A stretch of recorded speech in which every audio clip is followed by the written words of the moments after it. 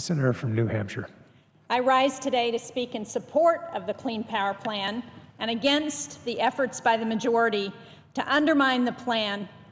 The Clean Power Plan is vital to the environmental and economic well-being of both New Hampshire and this country. It is an important and historic step that will mitigate the effects of climate change by reducing carbon pollution from our nation's dirtiest power plants. Power plants account for nearly 40% of all U.S. carbon emissions. That's more than every car, every truck, and every plane in the United States combined. If we're to be successful in addressing climate change, we've got to reduce the amount of pollution that's coming from this sector, and we cannot delay. Now, my home state of New Hampshire is doing its part to reduce carbon emissions by making smart investments in renewable energy and energy efficiency. But we do need a federal plan to make sure our country moves forward together. Now, as Senator Whitehouse and Senator Boxer have said so eloquently, the verdict on climate change is in. It is a reality that must be addressed. Study after study reinforces the overwhelming consensus that global temperatures are steadily rising and contributing to more extreme weather events and changes in our environment. And we're seeing that firsthand in New Hampshire, where climate records show a steady increase in yearly temperatures and annual precipitation amounts continue to grow. As a result, climate change is affecting New Hampshire's tourism and outdoor recreation economy that is really so important to our state. Tourism is the second largest industry in New Hampshire. And each year, hundreds of thousands of sportsmen and wildlife watchers come to New Hampshire to enjoy our natural resources. Hunting, fishing, and outdoor recreation contribute nearly $4.2 billion to the New Hampshire economy each year. But rising temperatures are affecting our fall foliage season, which has just ended. We're seeing fewer snow days, which impacts skiing and snowmobiling, and ice out on our lakes is happening earlier each year. We heard Senator Whitehouse talking about the impact on fisheries in Rhode Island. We've seen that in New Hampshire as well, where cod stocks in the North Atlantic and Gulf of Maine have been reduced so precipitously that it has devastated New Hampshire's fishing industry. We're also seeing changes in our state's maple syrup industry. New Hampshire produces more than 100,000 gallons of maple syrup annually. It's the third largest maple producer in the New England states.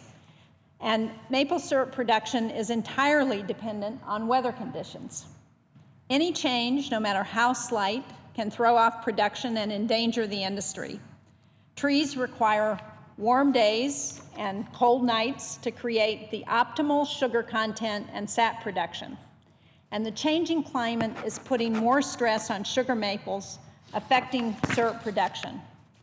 According to a report by the New Hampshire Citizens for a Responsible Energy Policy, current modeling forecasts predict that maple sugar trees eventually will be completely eliminated as a regionally important species in the northeastern United States. So if we look at this chart, we can see the red here is elm, ash, and cottonwood.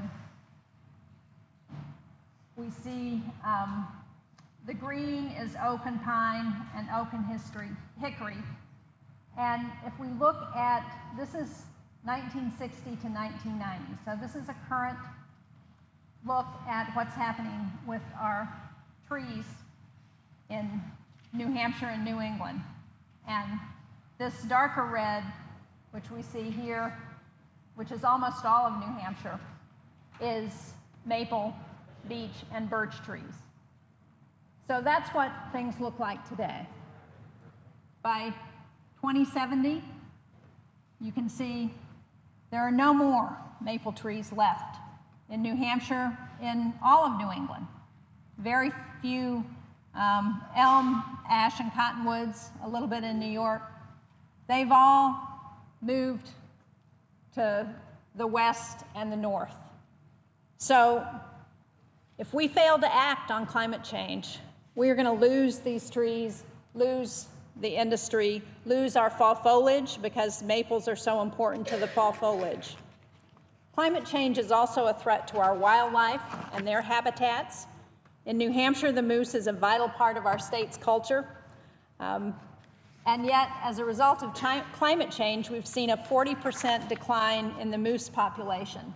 And it's hard to see. You can see that this moose looks very distressed, as does this one. Those little, look like little knobs on this moose's tail. Those are ticks. And those ticks are because with the warmer winters, insects and ticks are not dying off. And so they've infested our moose population, which is down 40%. So climate change is also impacting the health of New Hampshire's families.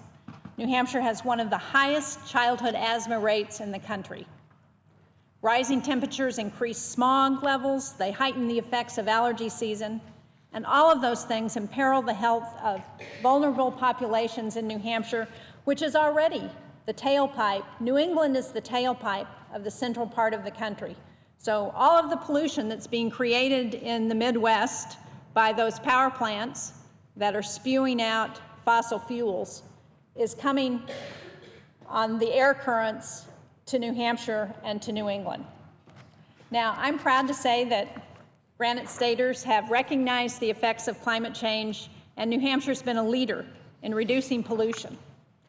We're one of 9 northeastern states that are part of the Regional Greenhouse Gas Initiative, and as the result, New Hampshire has already reduced its power sector carbon pollution by 49% since 2008.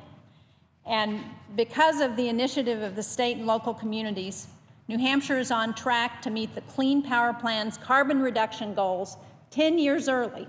So we're going to be there by 2020 rather than 2030. In addition, New Hampshire is investing in clean energy using proceeds from emissions permits sold at RGGI auctions. So the Regional Greenhouse Gas Initiative is a cap-and-trade system that is working in the 9 northeastern states. In 2012, New Hampshire invested 94% of those funds from the program into energy efficiency and renewable energy programs that directly benefit New Hampshire residents. I had a chance last week to visit the western part of the state, a town named Peterborough. Actually, Our Town, the play by Thornton Wilder, is written about Peterborough. They have built the largest solar array in New Hampshire, and they're using it to power their wastewater treatment, selling excess power into the grid and reducing the town's other energy costs. They're saving between $25,000 and $50,000 a year. And what's so exciting to me is that when this project came up at town meeting for a vote, it passed unanimously. Yesterday, I had a chance to visit Middleton, New Hampshire. I went to La Valley Middleton Lumber. It's a sawmill that produces pine boards for DePrizio lumber, and they have installed, back in 2006, a very large wood-fired boiler. They're able to use the byproducts from the sawmill to fire the boiler using combined heat and power. Not only are they able to heat their complex, but they're also able to provide the generation that they need for power to run the mills. As the result of this, they're saving $700,000 a year on their power bills. So New Hampshire has shown that we can take advantage of moving to renewable energy sources. We can make smart energy choices that benefit the environment and yet strengthen our economy. Nationally, the Clean Power Plan is projected to cut carbon emissions by millions of tons per year and generate tens of billions of dollars a year in health and climate benefits. It's good for the economy. That's why 81 major companies, including 4 in New Hampshire, have signed a letter pledging to support new initiatives that may emerge from the Global Conference on Climate Change in Paris in December. America's Clean Power Plan is a powerful demonstration of our global leadership on climate change, and it will allow the United States to lead with credibility and authority at the Paris conference. We all know, or at least those people who are willing to acknowledge what the research shows, which is that climate change represents an enormous challenge. But solutions are within reach if we put in place policies that allow for action. We have a responsibility to help protect our children and our grandchildren from the severe consequences of global warming by taking action now. It is time to move forward with the Clean Power Plan without delay. It's time to stop short-circuiting efforts to reduce carbon pollution in this country. I urge my colleagues to stop standing in the way of this important effort to reduce our dependence on fossil fuels. Thank you, Mr. President.